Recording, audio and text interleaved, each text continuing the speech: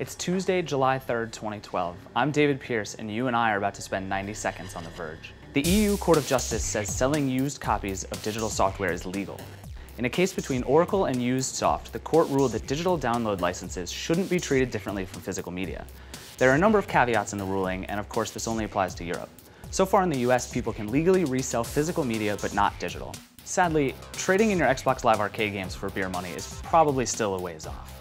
Speaking of Microsoft, remember the Kin, Zune, Windows Vista?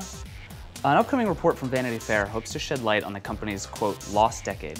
The piece draws on dozens of interviews and internal records and paints a picture of Microsoft as a bureaucratic nightmare. One particularly interesting note was an e-reader prototype from 1998 that was nixed because it didn't integrate with Windows or Office.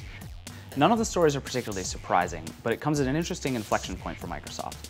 The company's next decade should be even more telling as it tries to turn around in the consumer space with Windows 8, Surface, all things Metro, and many, many Halo sequels. Sony Music Unlimited today became the first major streaming service to launch in Japan. The service boasts 10 million songs with apps for Android, iOS, Mac, PC, and of course the PlayStation 3 and PS Vita. With a monthly fee that translates to about $18 US, it's a bit expensive.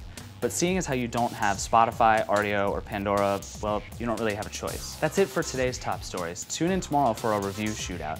Which AI babysitter is best for your kids?